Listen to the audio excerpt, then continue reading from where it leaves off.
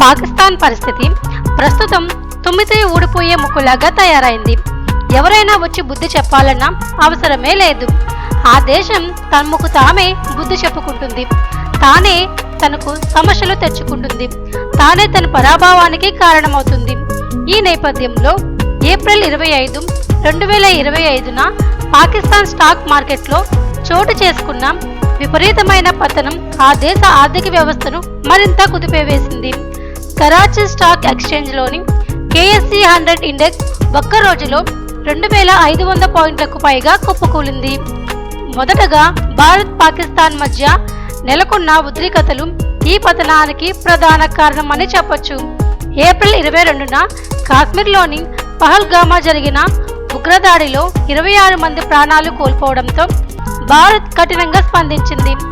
1960లో కుదిరిన Indus water ట్రీటీను రద్దు చేసింది. అంతేకాదు అటారీ సరిహద్దును మూసివేసింది.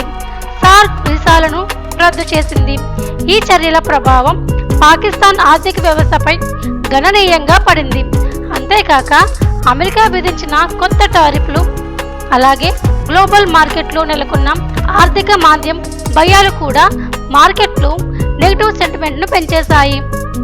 అంతర్జాతీయ ద్రవ్యనిధి కూడా బదులుగా పాకిస్తాన్ GDP వృద్ధి అంచనాలను 3% నుండి 2.6%కి తగ్గించడం పెట్టుబడిదారులు మరింత అనిశ్చితిని రేకెత్తించింది. ఈ పరిణామాల దృష్ట్యా విదేశీ పెట్టుబడులు వెనక్కి వెళ్లిపోతుండటంతో పాటు దేశీయ పెట్టుబడిదారులు భయంతో వాటాలు విక్రయించడంతో మార్కెట్ పూర్తిగా బద్దలైంది.